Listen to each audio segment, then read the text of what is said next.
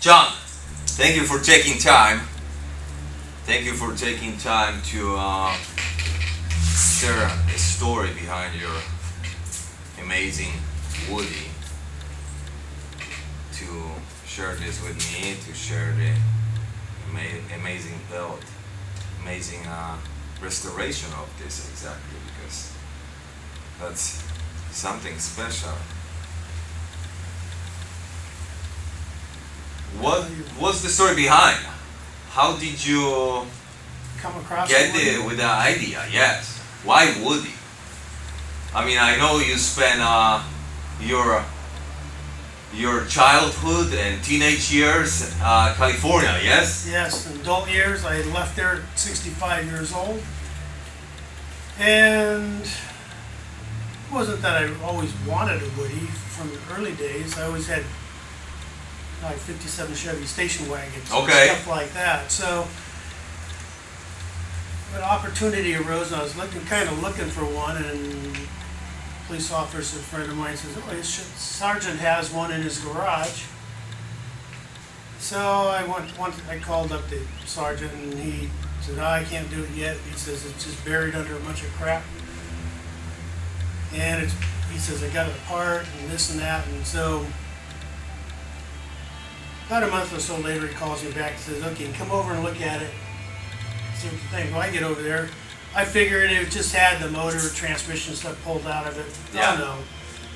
It was just a rolling chassis with a floor on it. Wow. All the wood was apart. There was nothing there. He had a bunch of extra parts and stuff he'd been collecting so that he could restore it. But then times changed. You know, we bought a sailboat. Well, that kind of took care of the car. And he's building a new house and stuff. The kid's going to college, so it was done. So I bought it. And I spent about 4 years, roughly 3.5 years, Restoring. putting it back together to make it the way I wanted it. Yeah. I did not want it to look like a brand new car. I wanted it to look like an old one. Yes.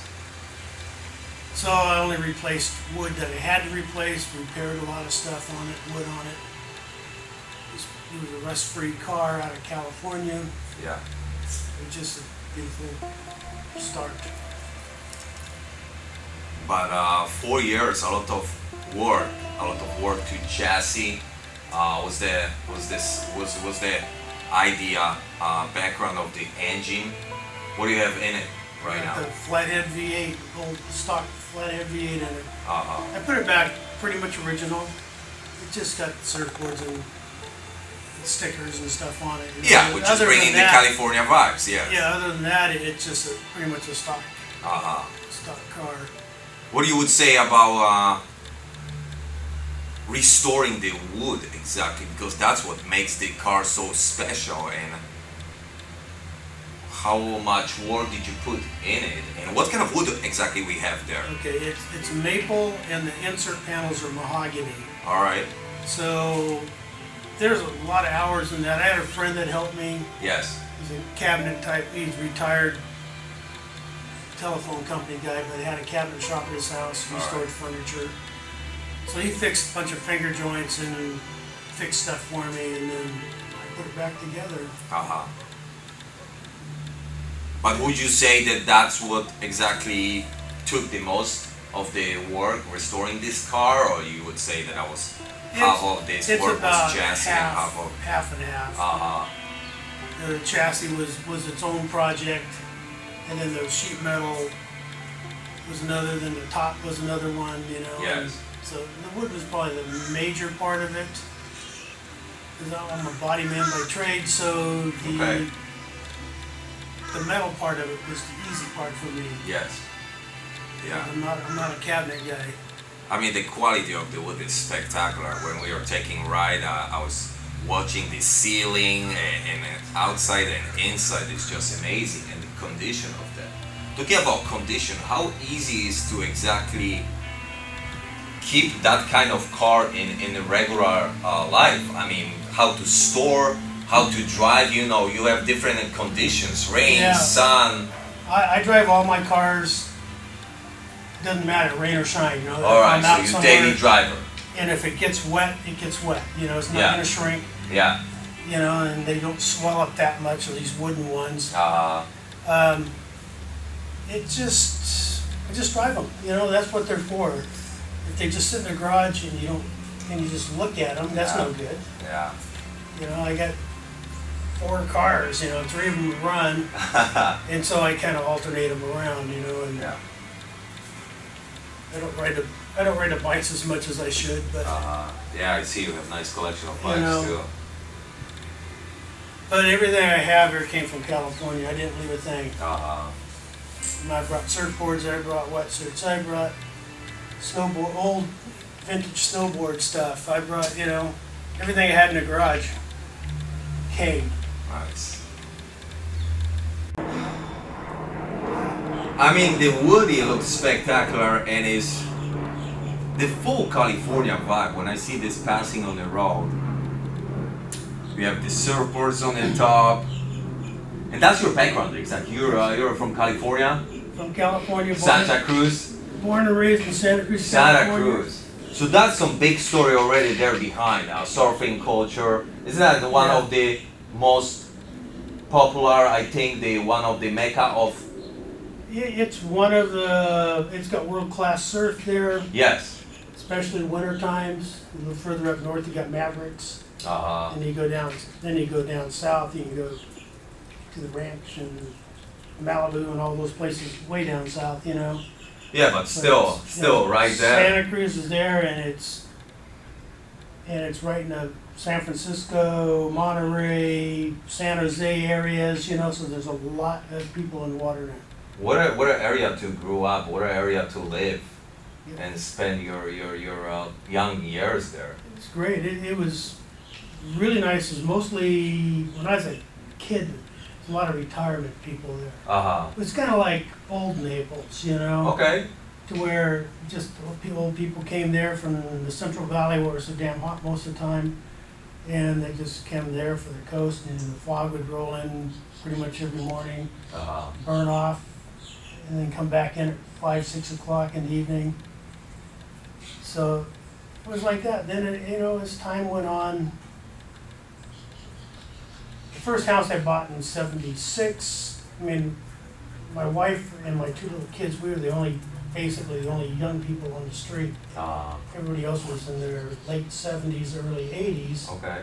So, you know, and as time went on, you know, they all died off, and then now there's cars strung down everywhere down the streets, and before there's no cars anywhere on the streets, you know, parking there, and it was just peaceful.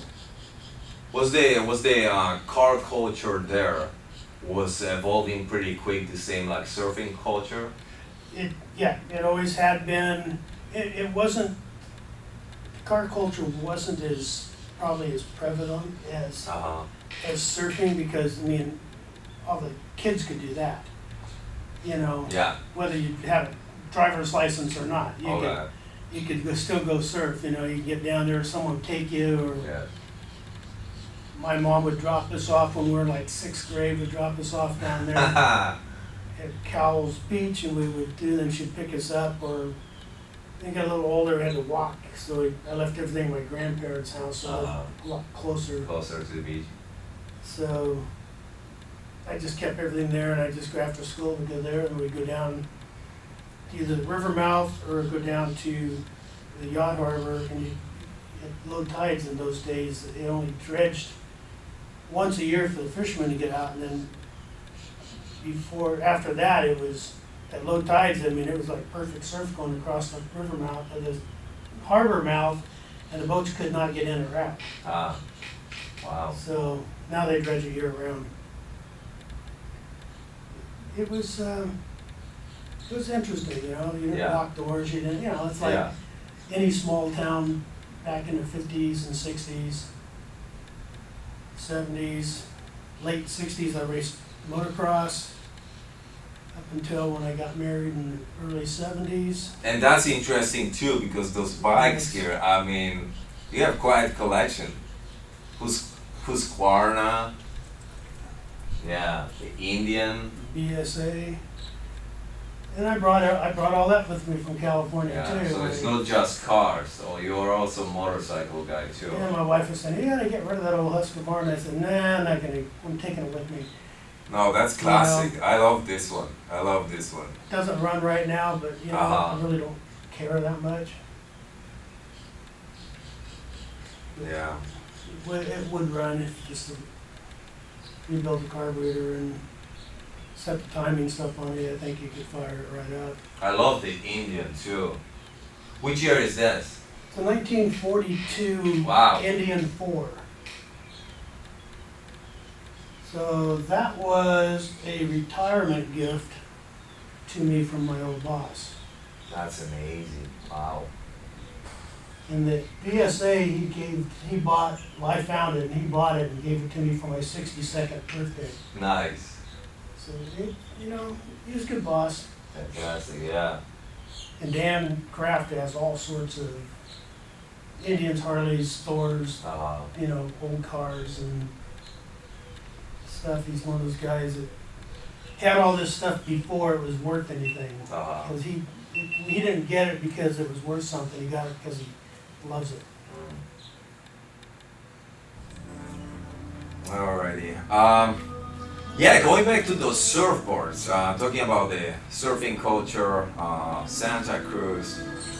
I mean, I believe you're one of them. Yes, you surf a lot during of your years there. I surfed when I was young. I surfed a lot. Then I quit for basically 20 years. Really? I moved it from town out into the country, and I had daughters. We had horses. We had, Nice. you know, so there was a lot of years, maybe not 20, 15, 10 to 15 anyways, but it was a long time. And then when we finally sold the acreage and the horses were gone, the kids went away to college, sold that place and went back into town. And everybody on the street I lived on was about my age. We're all like in our middle 40s, Yeah.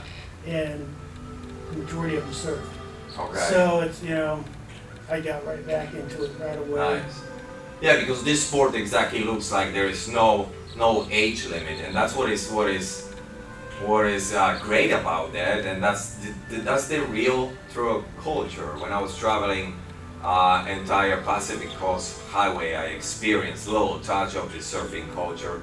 Waking up early morning in Malibu, ending up on the beach right when the sun was rising, and I see guys are running with the surfboards right into ocean. Was amazing. Yep. Any age, any type of guys, or that was some financial guy pulling in a Porsche with surfboard on the top, or maybe just some teenager in a van, some classic van too. Yeah, that was amazing. But nice condition too. I mean, those surfboards looks great. First of all, they are fitting the look of the woody, and second of all, they're a great condition in it. Yeah, they're both from the late 60s. Okay. Oh, so Like they are really true 67 or original. 68. They are actually what probably people would have had on a car like that, or stuck in the back. Back You then. know, with the seats thrown out. Yeah.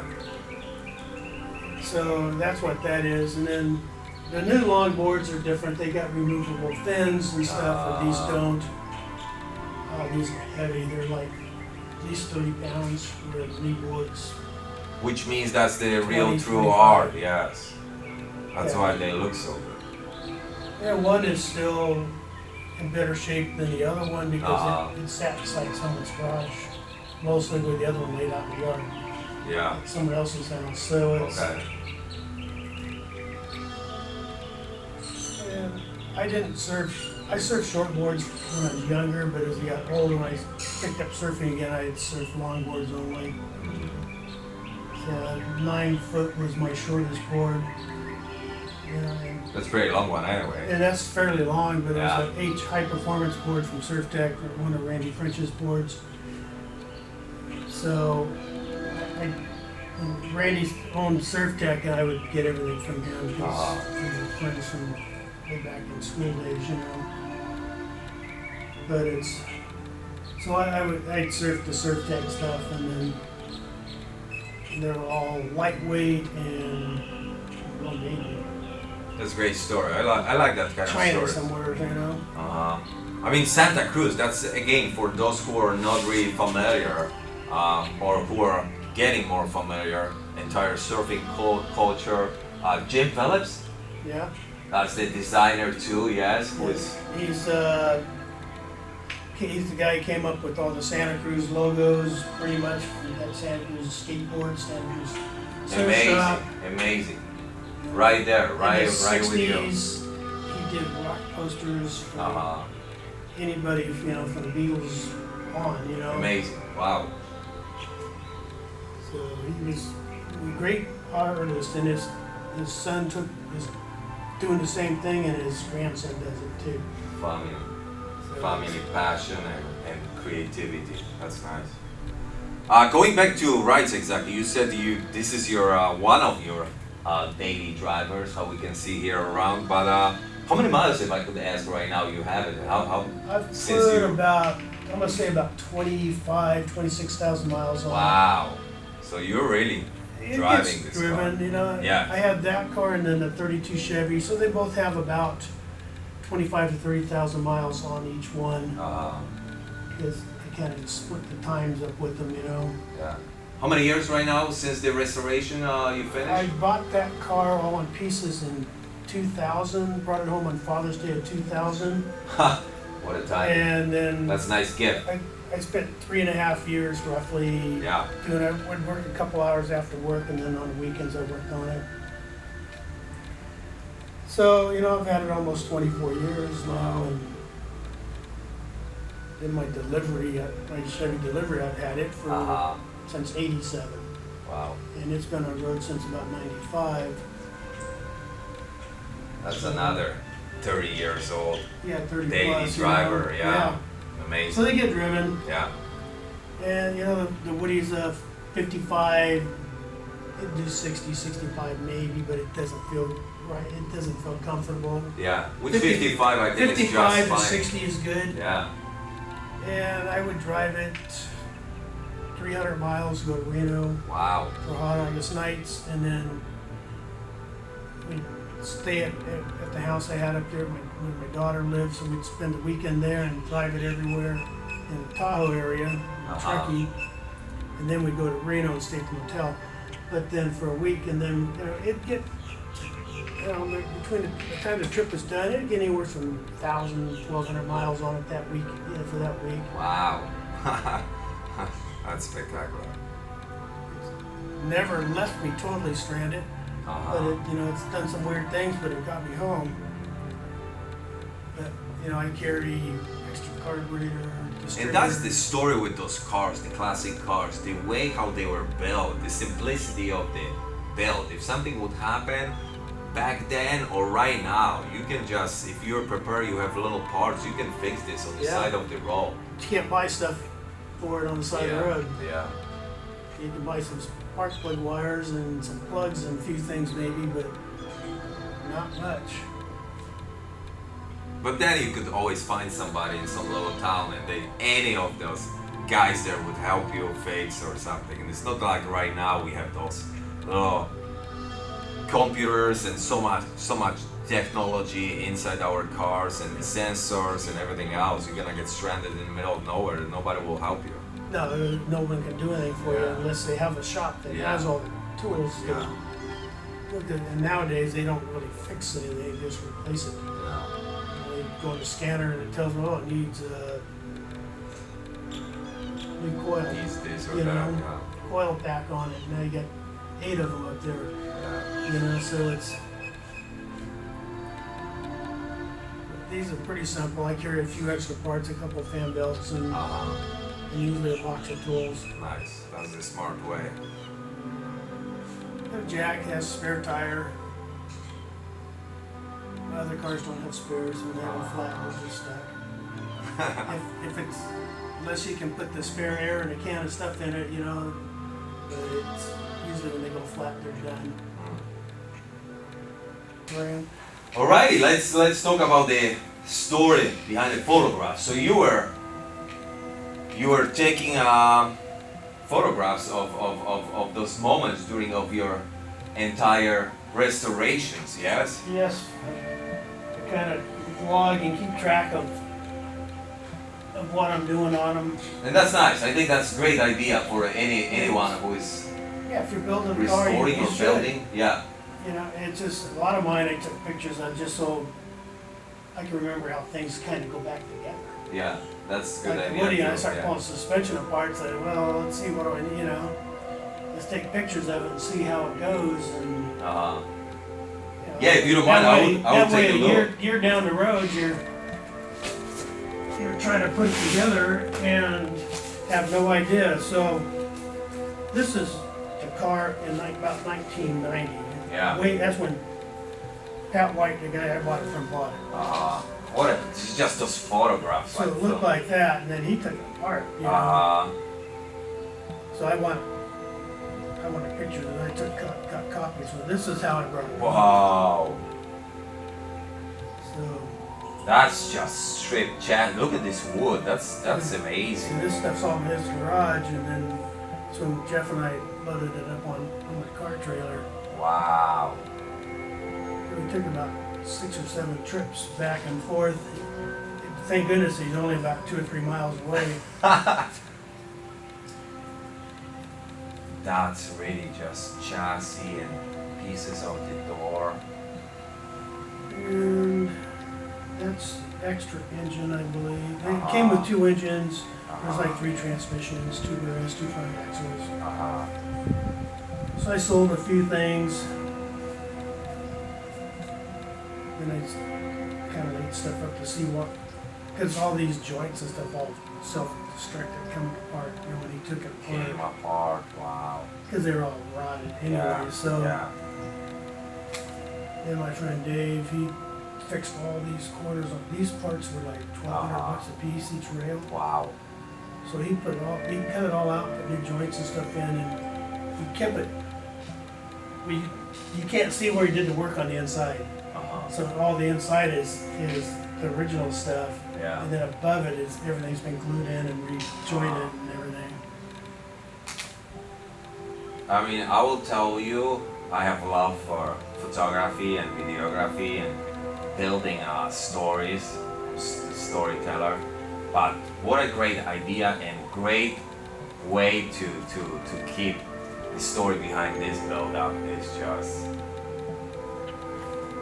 I mean, if That's I was, great pictures. if I was to sell this car, I'd probably give all these pictures to whoever, you the know, owner, share the entire story. you know, or at least copies of them, you know, so that.